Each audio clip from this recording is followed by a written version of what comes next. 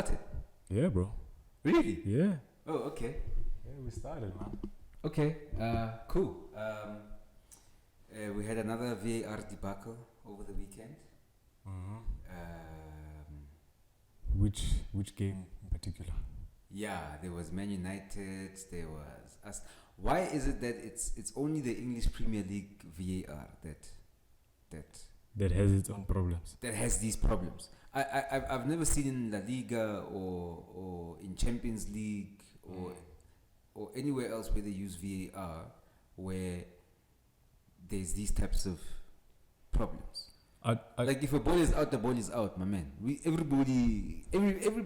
all see that ball is out. Look, I'm one who wanted Arsenal to lose. I don't want to lie, right? Is it? Yeah. Yeah. Yeah. But at the end of the day, you'd want the result to be a fair result. Yeah, true. You know what I mean? True. Even if, yes, I was happy that they lost, but I was not in the way that they lost. You know what I mean? Yeah, but I mean, that first of all, that Newcastle game, the Newcastle guys were emotional. They were very aggressive. Guimaraes, elbowing people, Kai Havertz, just flying kicks. Bro, a Ben Burn, bro. There's something about this fixture that is brewing. I think it's definitely the historical, London, although different parts of London, but it's that London, the history behind it.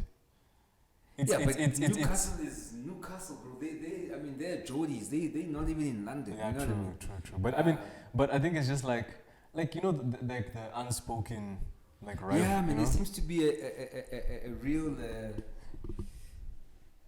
Because I don't want to call it. Should I call it a rivalry between these two teams? I think you can. It's like now people say like Man City and Liverpool's a rivalry, but they're not. It's not it only started recently. Yeah, but it's a rivalry because of Pep and Klopp coming on board, etc. Exactly. So is it a case of maybe Newcastle sees Arsenal as like a stepping stone to say, look, if we can beat teams like Arsenal, Liverpool, Man City, Man United. I mean, okay, well, Man United is like a mid-table team now. It's tough. Yeah, no, Man United is a mid-table team. I think we need a hot take for Man United fans. Yeah, for sure. I'd invite two die-hard Man United fans, and we'll have a hot take. Because honestly, I don't know why they struggle this much to win against Fulham. Now, I'm not taking away from Fulham because Fulham is it the team or is it the coach? Bro, I think it's everybody, bro.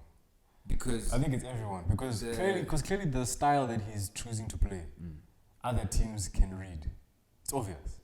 But apparently, he said now these players can't play the way he wants them to play.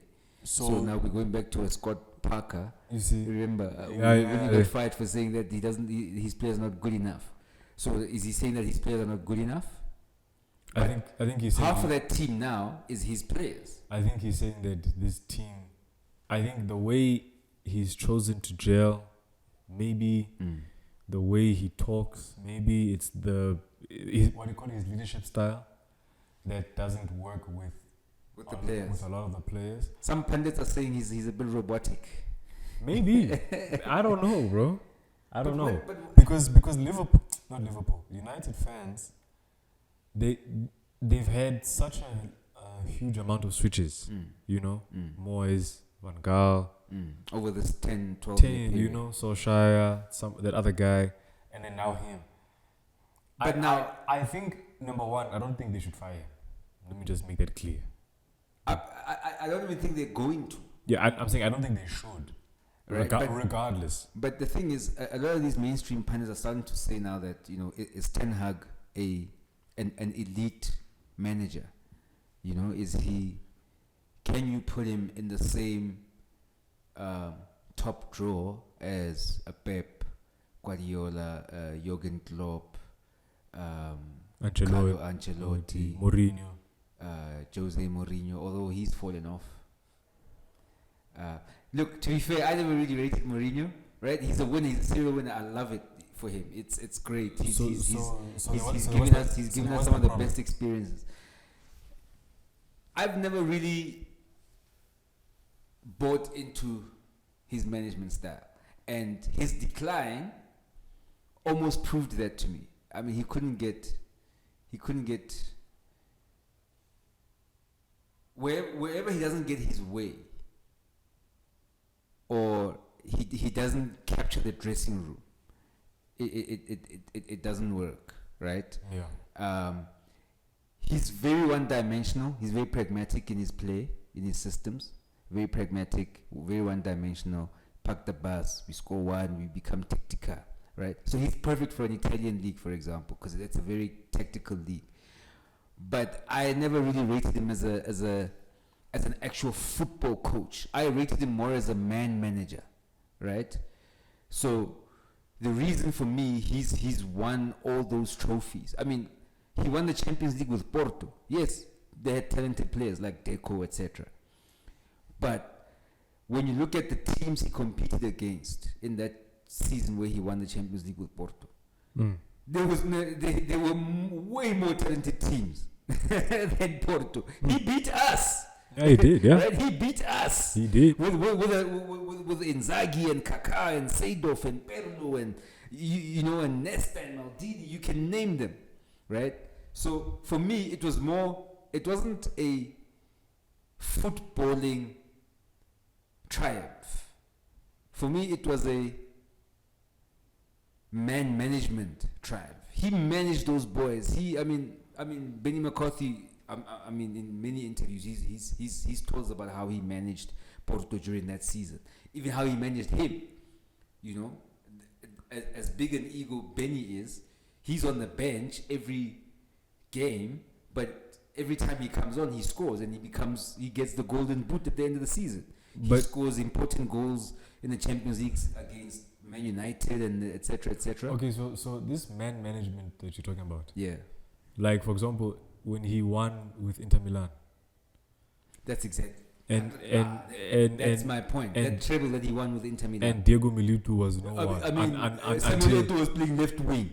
Samuel Eto'o, my man. Yeah. The most prolific striker not on earth, but one of the most prolific strikers on earth. Yeah, true. He was playing left wing and at some point left back. So me shows me great management skills, because he was able to convince. My man, Pep Guardiola could not convince Samuel Eto'o. You understand? No. So that's why I'm asking, when you say it's a difference between man management and footballing. Yeah, but to me that's the same thing, because he was able to win. Yes. Despite maybe on the pitch, despite maybe on paper he didn't have the best footballing resources. Right. But he won back to back sometimes. Yeah, he won Champions League with Porto. He won Chelsea. He won with Chelsea. He won Madrid. He won Inter Milan. Right. And then but even look at the Madrid that he coached. That was a very pragmatic Madrid. There was no flair and offensive flair in that team, right? But it was all about grit and hard work. That's why Kaká couldn't even get into that team. Yeah, 100%. Because Kaká is, you could say Kaká was a Kaká was here. Next player. But he still won. 100%. So for me, I get that he won, and it's great how he won as well. I'm not bashing that at all. I just see him more as a prolific, brilliant man manager than a footballing coach. Pep Guardiola is more of a footballing coach. Okay. And less of a man manager. Okay, define that. Right? So the reason why Pep Guardiola got rid of Deco, got rid of Ronaldinho, got rid of Samuel Eto'o, got rid of Zlatan. I mean, listen to the names I'm saying here. Yeah. He couldn't manage those guys. Right? Deco, in one of the articles during that time, said that this guy had hired PIs to check on their activities off the pitch. You feel me? He couldn't manage the dressing room because these guys are big egos. You understand? So he couldn't. So he preferred to work with the younger guys, because the younger guys looked up to him, and they had one with Barca B, and some of the players that came onto the first team were from Barca B. So there was better relationships there. But he got rid of those players because he couldn't manage them. So when you say manage, you're talking about a manager. Get them to believe in you. Get them to believe in your philosophy and how you want to play. And despite the egos in the dressing room. Yeah. So would you like an Ancelotti can do? So then would you say that Sir Alex Ferguson is the same? Yeah. Because Sir Alex Ferguson could deal with egos. Because he had egos in his he team. had huge egos. Yeah. I mean, Eric Cantona, Roy Keane. If Roy Keane doesn't even like him, it's even now. Until today, yeah. You know, so I see Mourinho more as that than an actual football coach. But that doesn't diminish his success, no? No, not at all. Not at all. I'd say Jurgen Klopp is a bit of both. Is a bit of a. He has the best of both worlds in a way. He can coach you to be a better team or a better player, but he can also manage you because of, I guess, his personality. You know, that type of thing. You know. Yeah. Yeah, but the fuck, what were we speaking about before we got to Mourinho? We're talking about VAR. VAR, yeah. But so I mean, first. And Man United. And this weekend was the first time I heard the term subjective offside. So this was during. Because they were guessing. So this was during the United game. Yeah. So I think, to answer your question before, where you said, but why is it like it's Premier League, not La Liga, whatever? I don't think it's the system itself. I think it's the referees. It's both. The officials. It's both the system and the referees, because with the offside, for example, there's a semi-automated offside that the Champions League uses. Why doesn't the Premier League use it? It's semi-automated. It's clear. There's no, is it offside, is it not? There's no communication needed between the refs. It's clear. It's offside. So, okay, but then... But the Premier League have decided to use their own version, which now has all of this. Back to what you said before. Yeah, that's what I said in the previous episode. Why are they different versions of the same thing? Of the same thing, 100%. Should we not be using the same VAR? Pick one and then go. You know what I mean? Yeah. And then you get... And then in the VAR room, instead of getting referees that go and ref on the pitch, you get the technology experts of the system. Yeah, but the guys that understand the system, right? Because they will know the system, how it works. True. They don't have to. They're not referees that are now have to now learn this new technology and how it works and how to draw the lines and you know which cameras to use. And these guys know how the system works, know which camera is where, right? Yeah. Similar to TMO, and they will give you the exact angle in which but you want it, right? With the TMO, what I love about it, number one, or not even, maybe it's not just TMO, but the way the rugby is how you can hear the referee.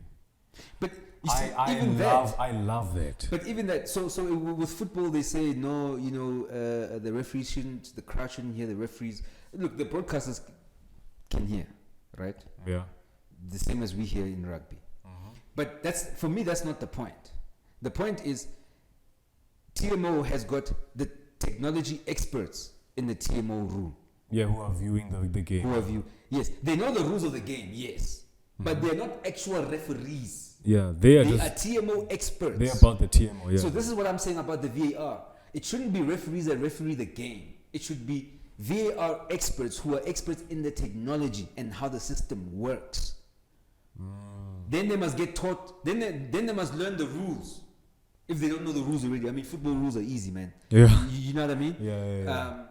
But the rule book is there. Yeah. You know, for things like handball and when is the handball sleeve, whatever. Yeah. They can go through that stuff. I mean, that's a manual. You can just have it there. Yeah, yellow, but red. you know how to use the technology. Yeah. So if it's a handball on the pitch, you know, okay, the rule book says no. If it's on this sleeve or this far past the sleeve, from there it's a handball. Oh, then you know. Then you go to the best camera. Okay, camera X. Okay, ref, this is the best camera. Yeah. There you go. Have a look. And what I like with TMO is how you see on the screen, you've got every single camera view 100% simultaneously, and you've got multiple people looking at the different ones at the same time. At the same time. That's why the game can go on, and then as soon as the ball goes out, the TMO can say, "Hey ref, there's an incident you need to see." The same thing can happen with football. How do you feel about the fact that they pause the game in rugby? I think it's... Or like they pause the time. See, I think that's better than trying to add more injury time. I won't lie. For me, the World Cup, when like every game had like Now you've got to add had 10, like 12, 15 minutes. had like You 9 might as well minutes. have extra time. You understand? So, Yeah. so if you're going through a VAR incident, stop the time during the check. Facts. As soon as the VAR says check over, then the time starts again. Then you're playing a full 90 minutes. You're making it took 4 minutes, however long, for the Newcastle goal to be decided on yesterday. 4 whole minutes. I don't think TMO could have taken that long. Well, I mean, for example, TMO, we saw in the World Cup. More cameras, first of all. It would have had way more cameras. The goal line technology camera. Why couldn't they use that camera to determine whether that ball is out or not? If they don't have a bird's eye view camera. Which they do. Yeah, they have one. We see it fly around. You understand? Yeah. So I just think football people are just trying. These football people are just trying to complicate something very, very simple, right? Unfortunately. So now it's Liverpool. They've lost 3 points. Arsenal. They've lost 3 points. Wait, isn't Liverpool? Oh yeah, they did against Tottenham. Yeah, remember Tottenham ended up beating them. They did. Yeah. With the time they scored that supposed Luis Diaz offside, they were 1 man down, and they were 1-0 up. I think, and the score was going to be 2-0 or 1. I don't remember, but they were going to be at an advantage had that goal correctly been awarded. Been decided. You know what I mean? Yesterday it was a scruffy game. Arsenal would have been happy with a 0-0 draw, but because of the way they lost, now let's blame the referees, and rightfully so. Sure, I mean, look, at the end of the day, they messed up again. So that's my argument, is that let's bring technology experts into the VAR room who know the rules of the game. You can have a fourth official, a fifth official. I don't have a fourth official on the pitch. Yeah. Let's have a fifth official in the VAR room, not to control, right? Just to make sure that the rules are being applied, the football rules are being applied. Yeah. But the technological use the resources available correctly.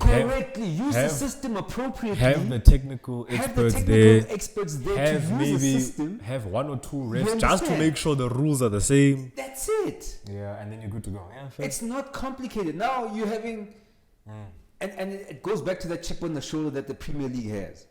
We are the best. You're not the best, my man.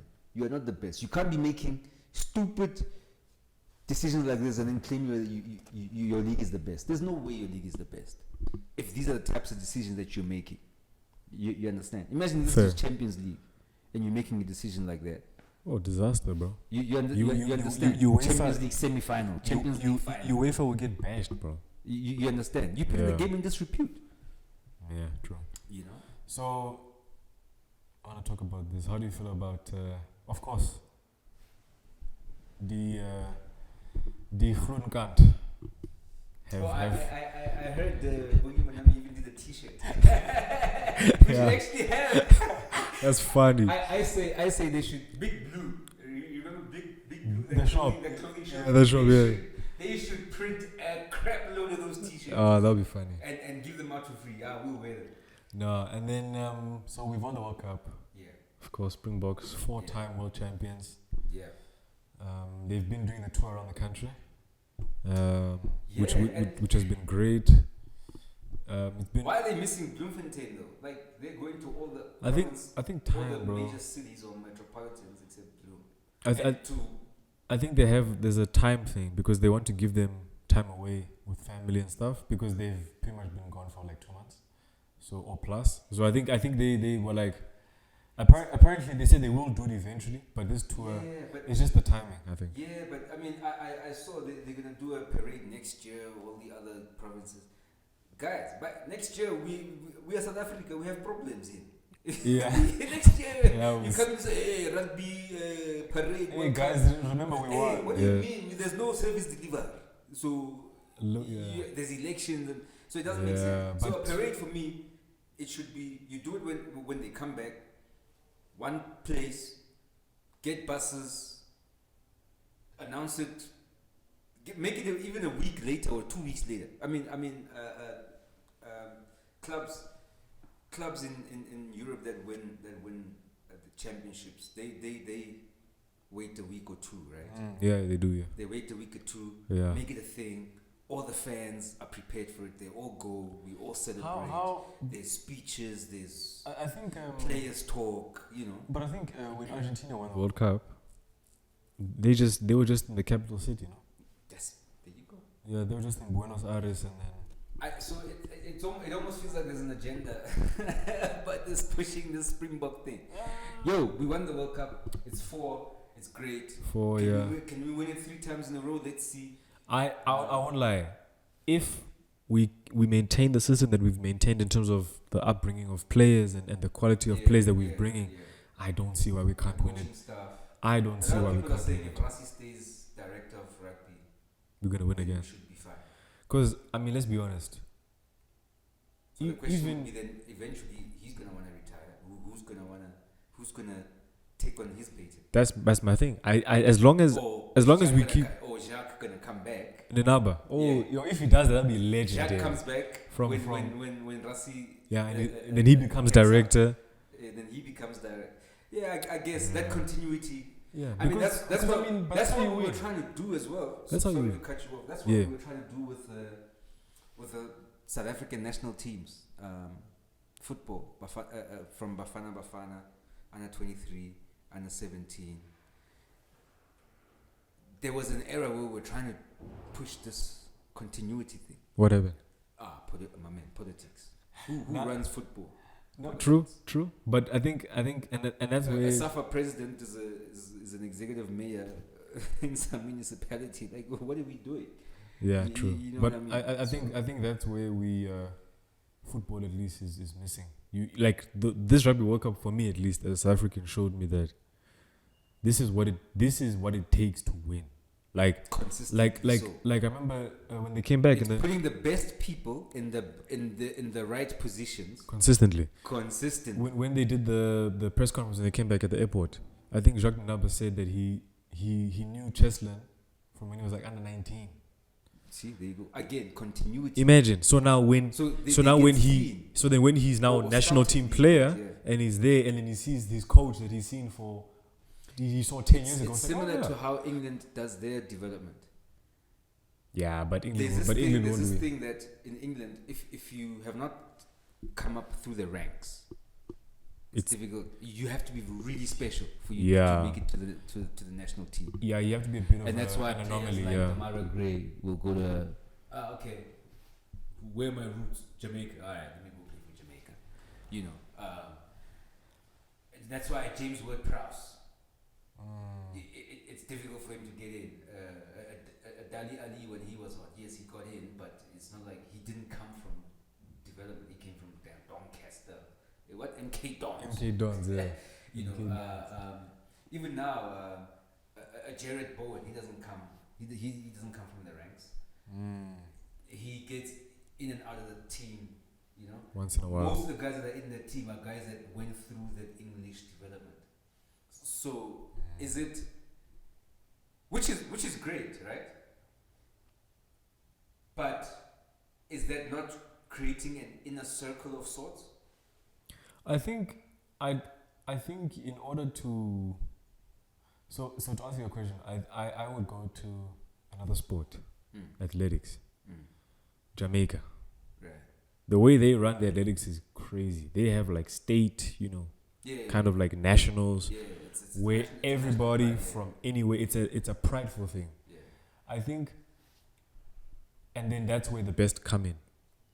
But I'm not quite well versed in what they do specifically. But it doesn't come across as there's more red tape in athletics than in football. They're just given the tools. Yeah, and then if you're actually the best, then you make it. Yeah. But whereas, like you said, with football, I think in general, man, I don't even think it's England. Just in general, if you don't look at how Germany won their World Cup. When did they win the World Cup? 2014. Germany. Yeah. 2014, and then when they beat and that team started around 2008 when 2010 when Spain won the World Cup. That Germany team was one of the youngest team in that 2010 World Cup, and the bulk of that team is the one that won 2014. Yeah. And that team was assembled 4 years prior to 2 years prior to 2010, during that transition. So this 4-year transition, it also happens in football. Exactly, right? but I think we are the only ones that don't use it, or don't. We use it in rugby, which is great because that's managed well. But in football, we don't even use that 4-year cycle to say, okay, our teams. I mean, even Brazil, by the time it's the Olympics, the guys that are playing in the Olympics, you will see them at the World Cup. Yeah, at least half of that squad. You understand? At least, yeah. And there might be minnows at the Olympics, but by the time they go to the World Cup, they are a Ronaldinho wearing number 10 for Barca. Yeah. They might be the Ronaldinho that Steve Lecolia and Benny McCarthy and Delron Buckley and Quentin Fortune and Patrick Mbuju beat at the Olympics. Yeah. But when they get to the 2006 World Cup, it's Ronaldinho. It's Kaká.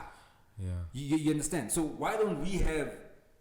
I just don't think... I mean, those are really, really simple mechanisms that we can use to help this machine continue to run and for us to continue to produce players. It's politics. It's politics, bro. Footballers. There's 60 million people in this country. Yeah, and we love football. We can't even lie that we don't. Yeah, and more than half of them are African. And Yeah. football, you can argue, is our thing.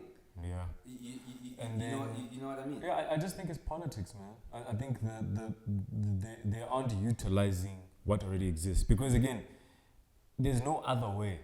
It takes time, especially when you are a country or like your plan is to eventually win. Like for example, a country like club, for example, PSG. Yeah. PSG for a long time were not. Yeah, in France, it was Olympique Lyon, it was Marseille. Lyon, it was Marseille. Pretty much, right? The occasional, I remember Monaco, I remember Montpellier. I think when Giroud was still there, when they won the league, they had that time. PSG used the money. I mean, Monaco was at the Champions League final. Right? They used the money. Eventually, they won. Yeah. Now they're not winning the correct things. Now they're winning the correct things. Now that's something else. Yeah. But they got to the point where in France people respect the club. It took Man City 12 years. Right? To get to be 10 years, be respected, right? Which is cool. Get their first premiership in 44 years. Right? And then it took us another basically 9 years to win our first Champions League. So So imagine that's 9 years.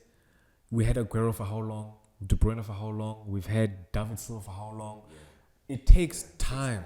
But like you said earlier, those countries, those clubs, those individuals, those teams, those systems understand. In order for us to win the World Cup in 2026, the 2018 under 21s, under 19, under 18, let's see what's going on. Let's pay attention. Even under 16. Yeah. I mean, Pelé was 15 when he played the World Cup in his first World Cup. So essentially, if we want to be in the 2026 World Cup, our under 17 team, under 17, 18, 19, 20 at least. Okay, let's say under 17 team. Yeah. We want to win the 2026. Not win it. We want to be in there and compete and go to the knockout stage. Yeah, we want to compete. Yeah. We should have at least 8 years. Yeah. Other developed countries are using 4-year phases. Yeah. Our Springboks, they're using 4-year phases. Yeah. Right? But they're more developed. We're not even using any phase. We're just patching where we need to patch. Yeah, just change coaches every. If we are to rekindle this cycle of continuity,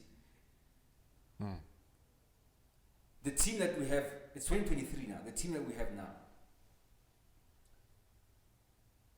should be incorporating under 23s, under 19s, and under 17s in order for us to have a competitive team by 2026. Correct. About 2 years' time. So you have a blend of experience and youth.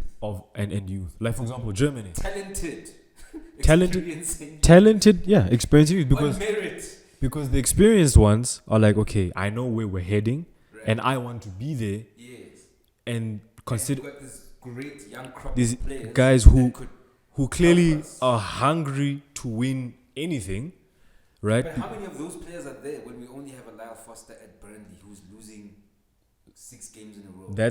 The point is we don't know, because remember I said in the last episode or episode 9, I said that we don't. It's not a priority. We don't prioritize football as much as we think we do. We don't, because we don't prioritize football like we prioritize. Like we prioritize rugby. Rugby. I mean, bro, even cricket. We're in the semi-finals, by the way. Shout out to the Proteas for that. We're doing very well. Let's hope they don't choke. We are playing India today. Choke. Okay? India. We're playing India. You know what that's gonna need? That's gonna need Temba, Kagish. the Cork, Van der Dissen. Is Miller there? Miller. Nah, I don't think so. I don't think so. He might be. I'm out of touch with these chokers. But at least those three. Hey man, you don't want to associate yourself with chokers. Temba, Van der Dissen, and Quinton. Yeah. Those three need to at least score half centuries for us to have a chance. Because, my man, Rohit. My man. Sharma. My man. Come on. My man. India, boy. We're playing India in the semis. Like India, one thing about India in this era of your Rohit Sharma's, who's that former captain? Which one, my man? There's a lot. Yeah, this one, man. He's always scoring runs. I forget his name. Riyad, not Riyad. Riyad Mahrez.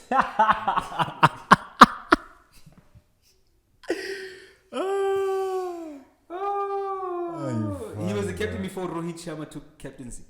Before Rohit Sharma took captaincy? Yes, man. He's a popular guy, man. You know him. Dude, and I can see his face as well. Google him. I can see his face. So in this era, they've for me, they've entertained me more on their batting game, right? Because they've got some talented batsmen. Are you talking about MS Dhoni? No, not MS. Nah, man, MS Dhoni is probably retired, man. He's playing. His name. But anyway, so their batting prowess now. Look, their batting prowess has always been from all the way from Tendulkar to Ganguly, you know. Hey, but Sachin Tendulkar was a player. But now they're like Sharma. Rohit Sharma is the captain now. Rohit Sharma before him, no? Yes. Just Google this, the Indian squad, my man. You know him. Virat Kohli. Virat, yes. Virat Kohli, yeah. The way these guys bat is amazing. Sorry, MS Dhoni was before him. Sorry. Yes. Yeah. The kind of shots, the skills in the batting for me. When I watch India, I don't watch their fielding session. Batsmen. I watch their batting sessions. Their batting sessions, my man, they will chase down any scoreline. So if we're to beat them, and if we bat first, we gotta be putting 400 to have a chance, because Rohit is on fire, you know, Virat is on fire. You understand what I'm saying? Yeah. And then they've got the mid-table batsmen who are consistently hitting 50s.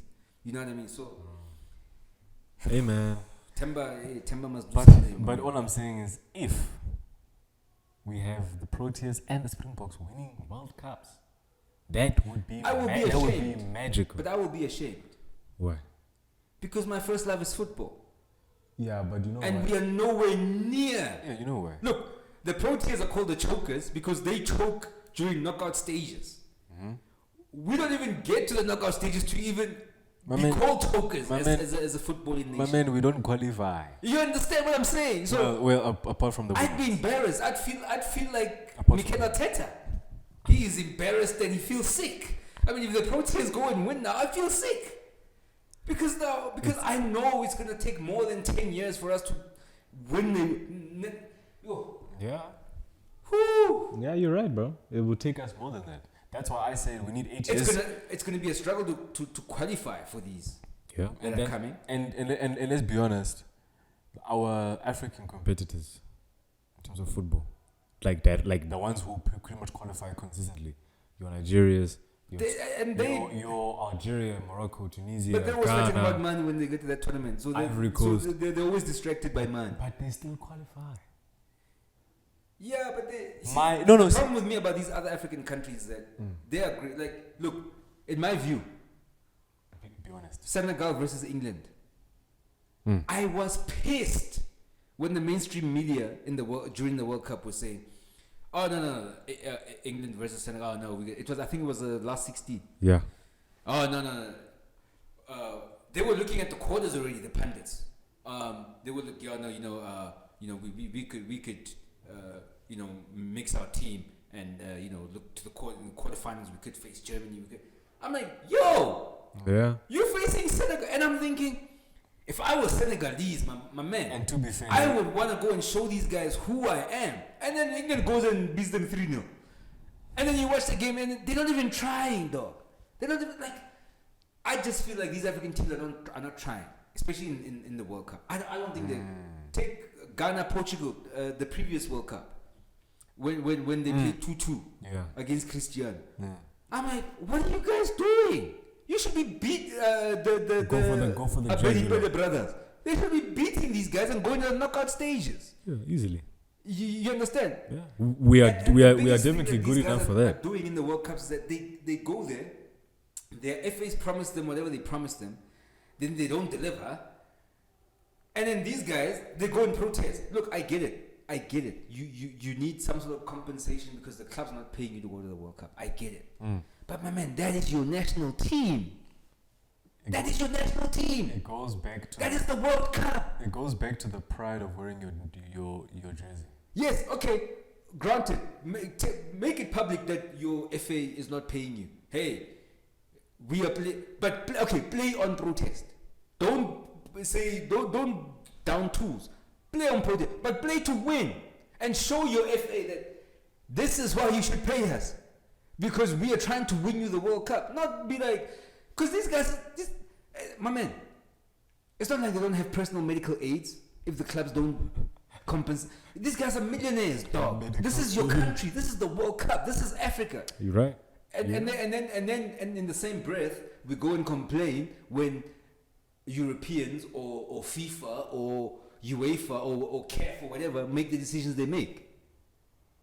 But we are not showing that we are prideful about our football. We're not trying to win the World Cup. When are we going to win the World Cup as a continent? Yeah. We have some of the best footballers playing in Europe. Yeah, we've had some of the greatest players we've ever seen. Yeah, it's true. When are we going to win the World Cup?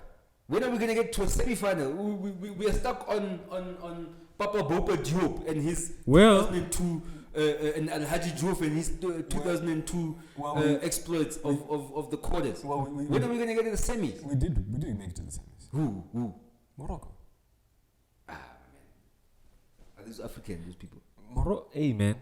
Are they African by their nature and their blood, or are they African by their geographic location?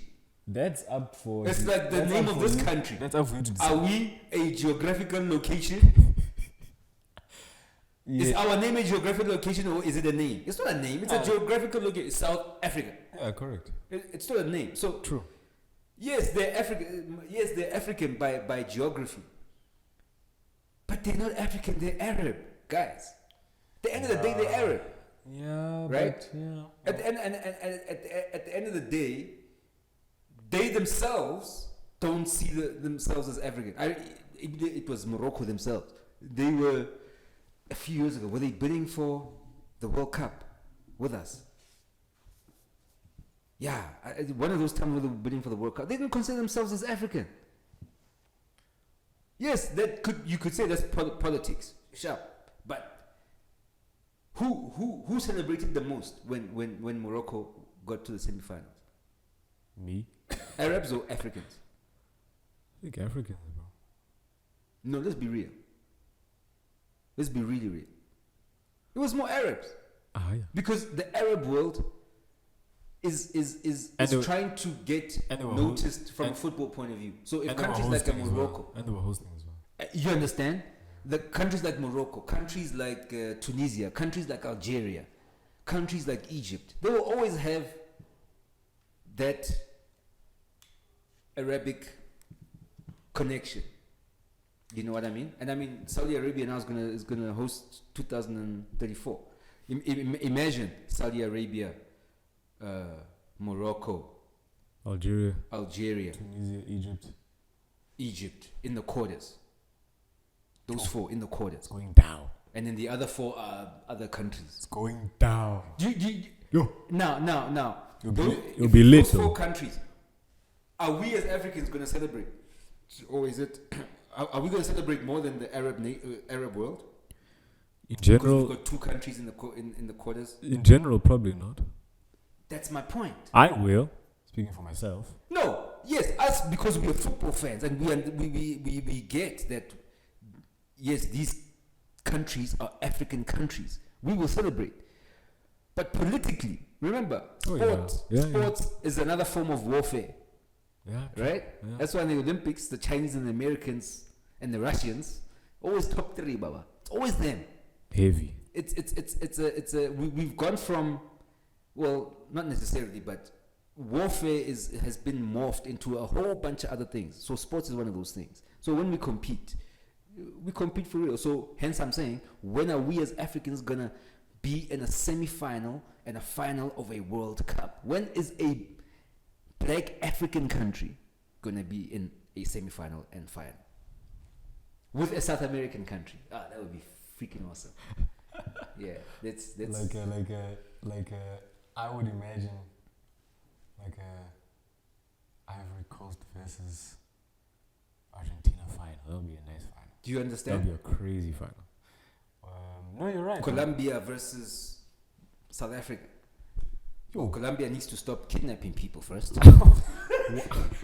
Oh, Luis Diaz, shame, bro. We've gone back to Pablo Escobar. Shame, bro. I feel sorry for him though. Yes, like.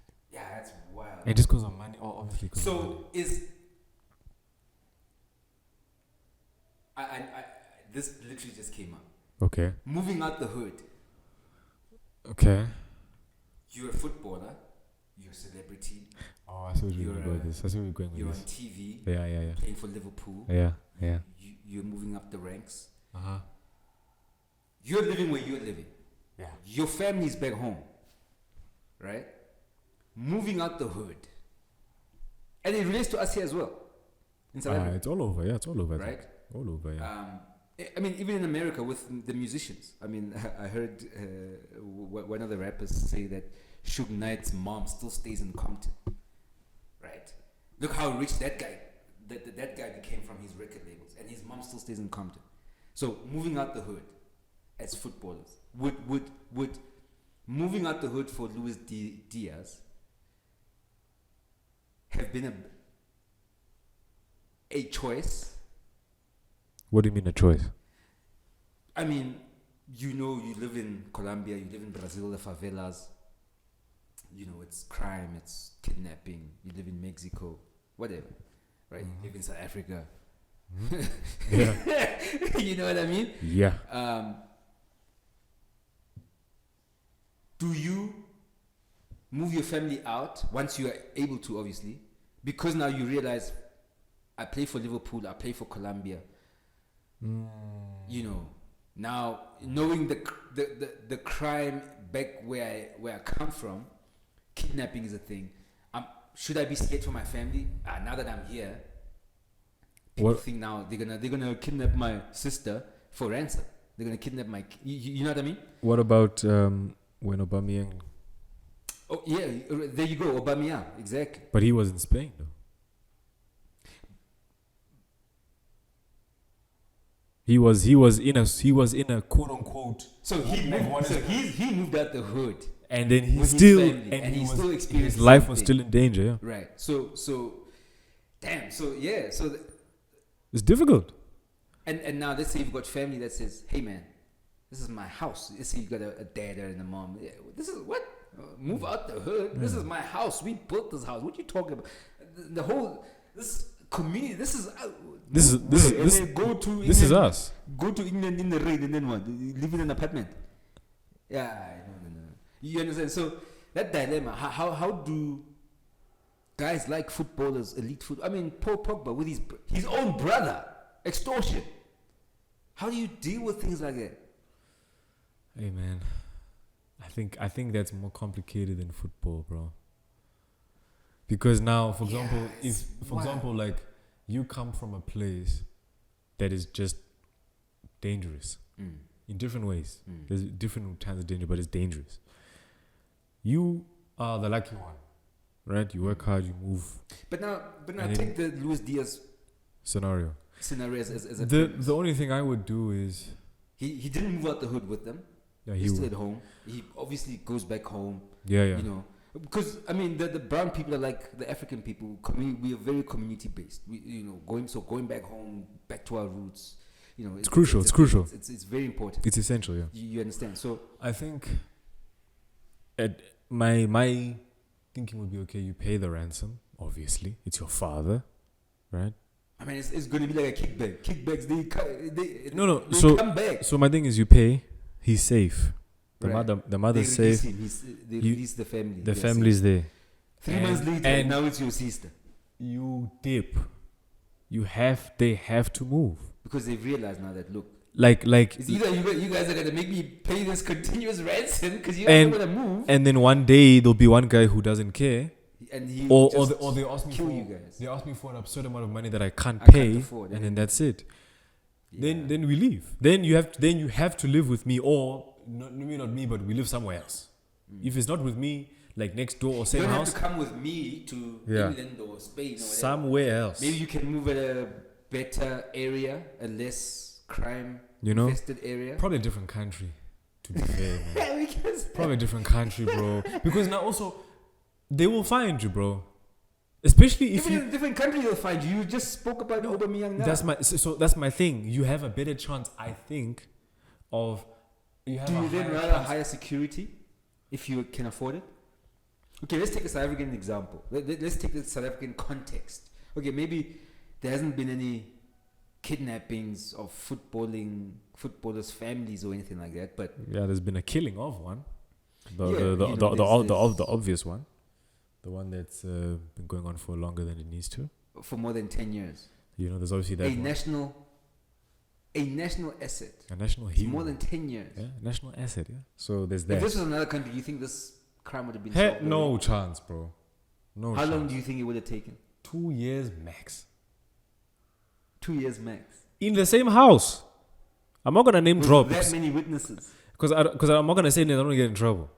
But With that many witnesses. in the same place with CCTV footage, and then you want to tell me that somehow the supposed use of force cannot be found or has been tampered with by, bro, come on, bro, 10 years.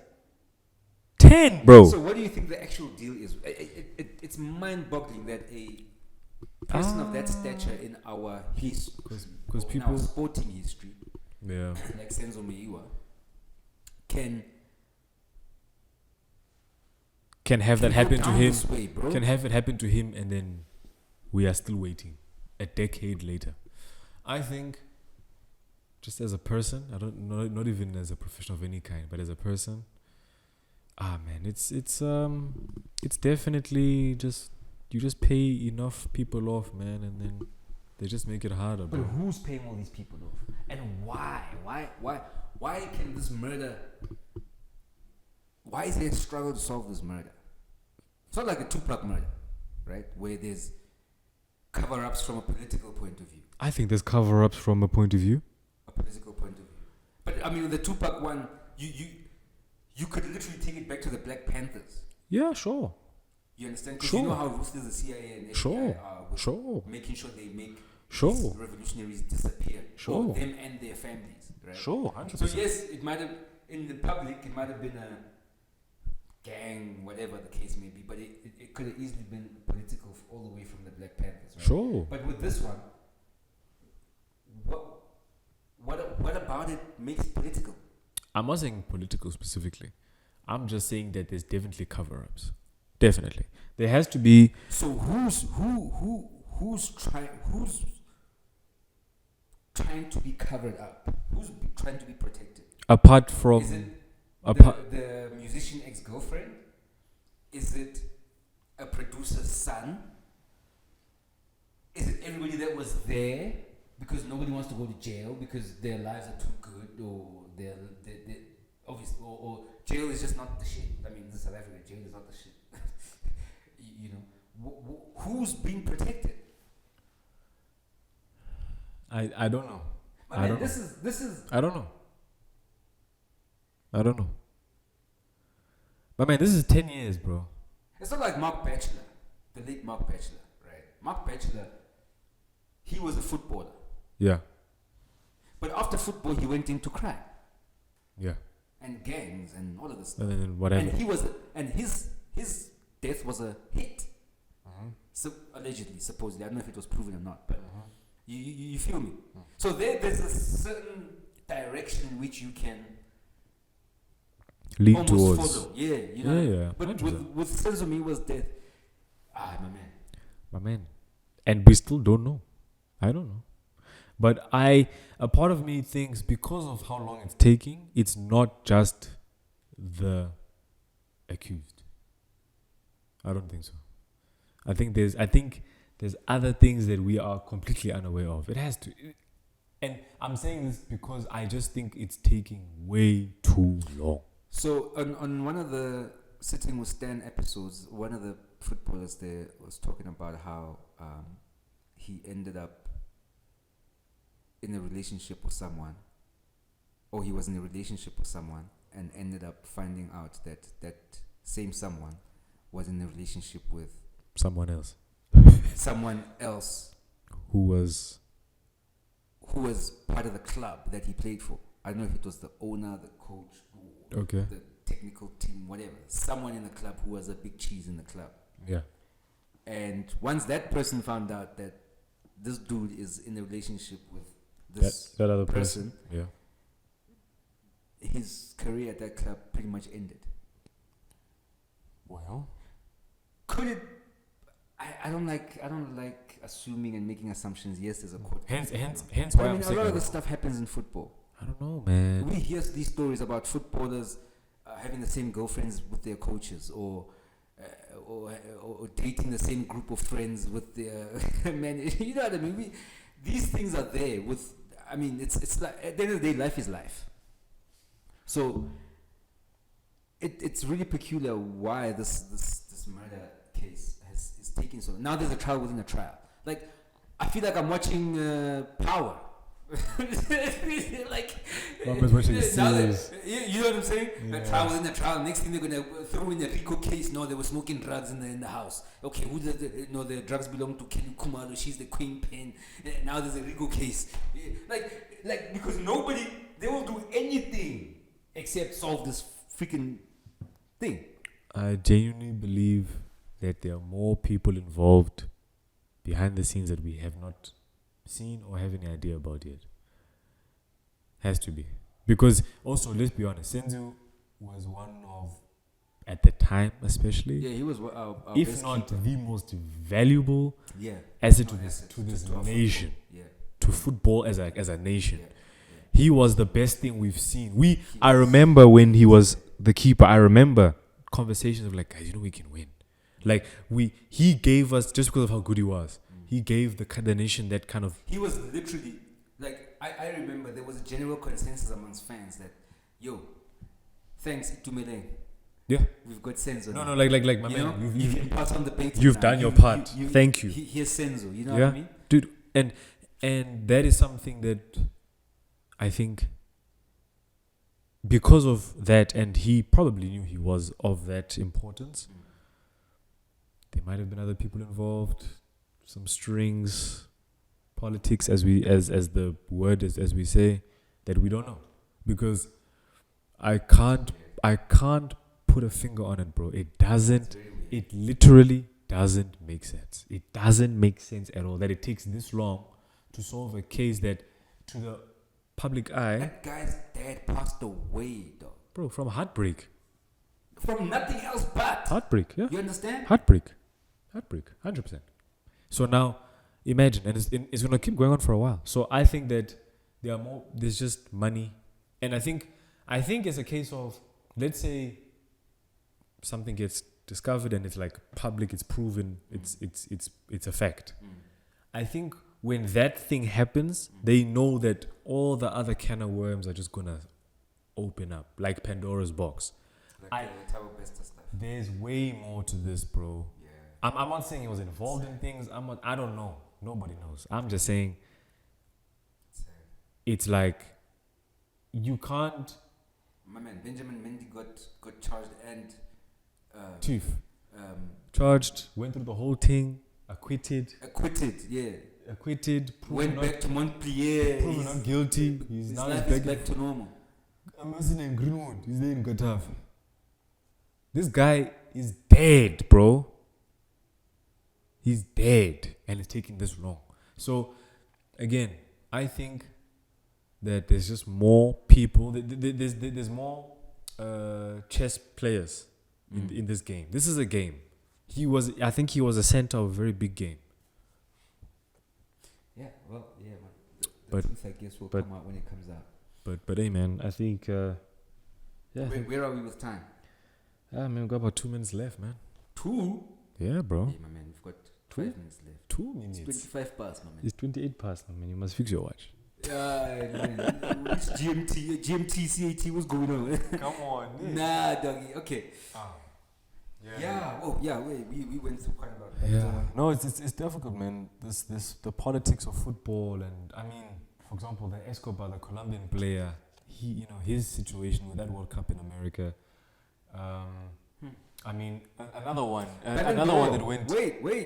We missed Ballon d'Or. Oh yeah. I don't want to talk about it, bro.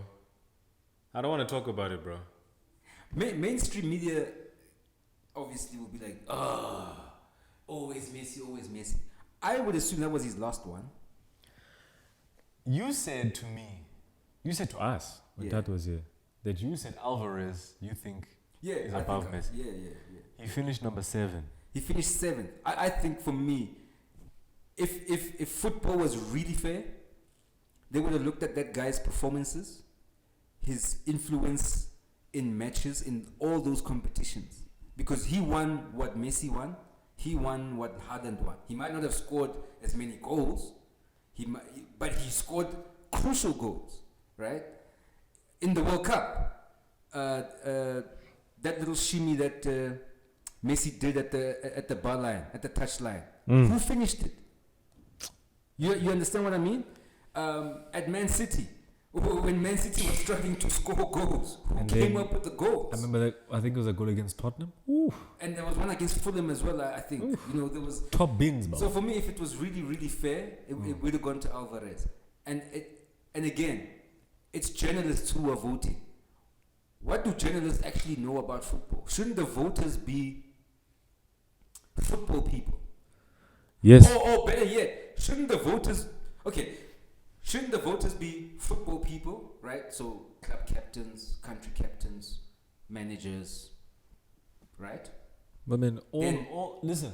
Then fair, we should, but man, listen, the Ballon d'Or should have a portal where we can vote as fans. But man, they must do. And they must give us a clear criteria. Football fans, all club coaches, all national team coaches, and all footballers, all professional footballers, and all fans. All professional footballers, captains get preference, but all professional footballers. But you see now, when you say captains get preference, no. When I say preference, like they have to vote. Oh, okay. Yeah, they have to. They have to vote. Captains have to vote. Coaches have to vote. Everybody else, it's voluntary. Has to vote, and then maybe Ballon d'Or portal. Yeah, where then anybody and their grandmother can vote. And then maybe some and maybe all the federations. Maybe you can pick whoever in terms of level. Is it not a popularity, as the mainstream pundits say now? Is it not a popularity contest? It's always been a popularity contest. Yeah, but wouldn't that be making it more of a popularity contest? Well, unless you say here's the criteria, you have to meet A, B, C, D, E in order for you to win this individual award. And then once you meet it, the best out of those who've met it win. Yes, I think that's how it should be, because you saying popularity contest, it's a very small group of people that decide. Yeah, very small. Journalists or who literally decide the game of billions. Isn't that what it's called, the game of billions? It's like in America, Hollywood. Oscars all those actors and directors and producers, they award themselves and each other awards. Because we have nothing to do with those movies. We don't choose who wins the best actor. They choose. Exactly. So now it's a case of they've been doing this for I'm so bashing my long. own filmmaking career, but anyway. They've been doing this for so long that I think Ballon d'Or has lost a lot of credibility. Like, Haaland won what? The Great Muller So Award. are you saying now because Messi won Again? Ballon d'Or, FIFA is going to say, okay, now let's make Haaland win FIFA best. Probably. But Just you see now. Just like how they did with Lewandowski. Just like how they did with Yep. Lewandowski. But you see now, 100%. again, what's the criteria with FIFA best? 100%. It goes back to the point of... Do you include things like the Club World Cup? Because that's a FIFA tournament. It goes back to the point where... Because if you're not playing the Club World Cup... I think it has to be a FIFA thing. So how many FIFA tournaments have you won that year? Or within that season? That's FIFA best. FIFA best, I think. I don't know. But then if your team is not in the club, then you can't be eligible. No, then if you win most goals, then you win Great Muller like Haaland, or you win Copa like Bellingham. But yeah, there should be clear criteria of these individual awards, or they should just can the individual awards because football is a team sport anyway. It's whack, bro. And all of these individuals, as soon as they get on the podium, what do they say? Oh, it's a team effort. Because it is. I mean, the same thing with Mane. Vinicius won that philanthropist award. Oh yeah, for his thing. That's cool. Yeah, best goalkeeper makes sense. Cool. Who won the best goalkeeper? Because best footballer is subjective unless there is there's a clear criteria. I think there is a criteria. We just don't know what it is. There has to be. We just left out there to speculate. So we assume that you have to win the league, you have to win the Champions League, you have to win the World Cup. Because if it's accolades alone, I'm sorry, Alvarez on paper or... Do you think Alvarez was influential enough? Because maybe the argument could be like, but yes, he might have scored those crucial goals. Yeah, but then... But those goals were influential because they changed the outcome of the game. Yeah, but then it's like then Messi might as well just win until the end. Because he's always influential, even in Inter Miami. He's the best player in that team, man. And he's 39 or whatever old, he's 37. Yeah. Ronaldo's the best player in Al Nassr, he's 38. Yeah. Come on, bro. Yeah, but the quality of football is... my man, we've got 30 seconds. Close it out. I'm done with this thing. That pissed me off. I won't laugh. Why am I pissing you? What's the Ballon d'Or? Bro. Next. You should have... Yeah, well... Yeah. Nah, man. Close it out, bro. Nah, it's all good. Close it out. Clearly, nobody wants Messi to win the Ballon d'Or. Close it out, I think now moving forward, I guess now it's an open plate for all these youngsters. I guess so. But you can already tell with the mainstream media who they're trying to punt. It's already Mbappe, Haaland, Bellingham, you know. But Bellingham is playing, boy. I know he's Bellingham for so far anyway. He's playing well. He's playing well. He's doing the shit. Alright, now it's all good. So we might have an online episode next week. Possibly. Yeah. We're trying to move things around. We're trying to make sure that we get the production value really high, and we're trying to move things around to make sure that you get the experience you need. Please, guys, you guys are fans. We are fans. If you want to be on the show, come through, holla, put your comments on our socials. The location is Black If you Brick know me, Santon. if you know Dan, if you know Tato, if you know Diaz, WhatsApp us, man. You know, Come let's through. Go on the show. Let's talk about football. Vibes. Let's talk about football. Man. Let's make this a thing. It's about fans. It's about how we see the game of football. How you know we look at it. And we'll bring on talking heads. We'll bring on coaches. You know, ex-players. Yeah. You know, industry experts. Come through. Cheers, Let's man. do this. Peace.